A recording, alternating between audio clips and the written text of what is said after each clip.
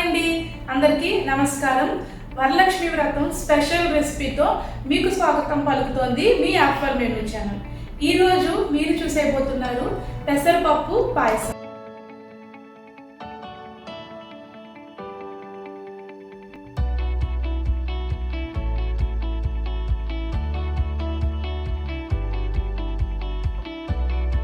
మనం రెగ్యులర్గా చక్కెర పొంగలి చేసుకుంటూ ఉంటాము.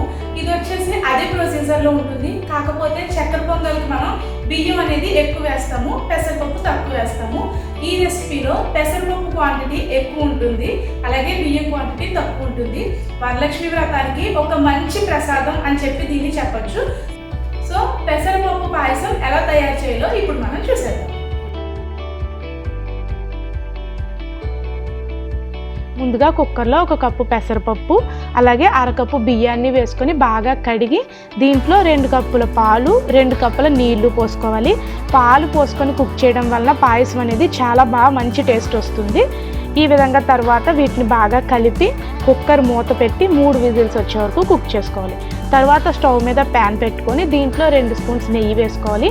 నెయ్యి వేడయ్యాక సన్నగా తరిగిన బాదం పప్పులు, జీడిపప్పు, అదేవిధంగా కొబ్బరి ముక్కలు, కిస్మిస్ వేసుకొని ఇవన్నీ కూడా గోల్డెన్ బ్రౌన్ కలర్ వచ్చే వరకు మనం రోస్ట్ చేసుకొని వేరే ప్లేట్లో పెట్టుకోవాలి.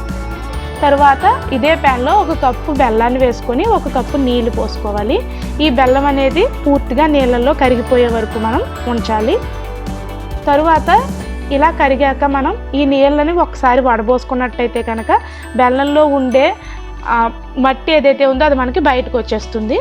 చూసారు కదా, ఇప్పుడు మనం ఈ నీళ్ళని వడబోసుకోవాలి. తర్వాత ఇలా వడబోసుకున్నటువంటి బెల్లం నీళ్ళని మళ్ళీ ప్యాన్లో పోసుకొని వీటిని మనం బాయిల్ చేసుకోవాలి.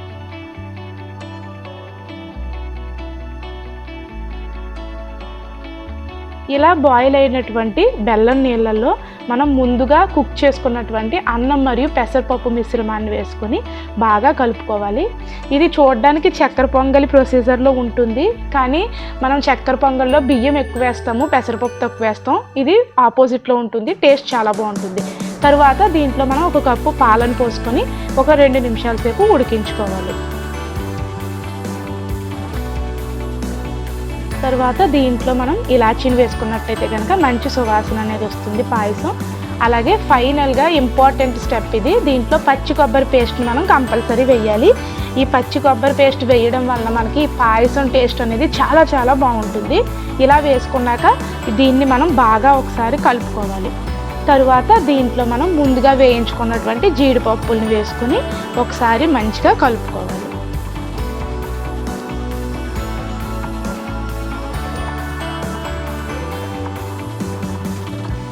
ఫైనల్గా దీంట్లో మనం దింపేసేటప్పుడు కొద్దిగా నెయ్యిని వేసుకొని ఒక్కసారి కలుపుకొని స్టవ్ ఆపేసుకుంటే కనుక ఎంతో టేస్టీగా ఉండే పెసరపప్పు పాయసం రెడీ.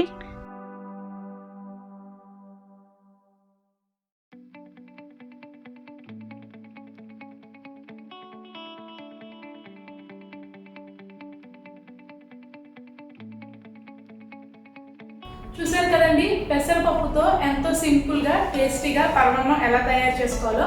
ఈ వరలక్ష్మి వ్రతానికి ఒక్కసారి ఈ ప్రసాదాన్ని మీరు కూడా ట్రై చేసి వరలక్ష్మీదేవికి నైవేద్యం కింద పెట్టండి. మా వీడియోస్ కనుక మీకు నచ్చినట్టయితే లైక్ చేయండి, షేర్ చేయండి. అలాగే మా ఛానల్ని వెంటనే సబ్స్క్రైబ్ చేసుకోండి. మా ఛానల్ నుంచి అన్ని నోటిఫికేషన్స్ మీరు వెంటనే పొందడానికే పక్కనే ఉన్న బెల్ బటన్ని ప్రెస్ చేసి ఆల్ ఆప్షన్ని సెలెక్ట్ చేసుకోవడం మర్చిపోకండి. Thank you.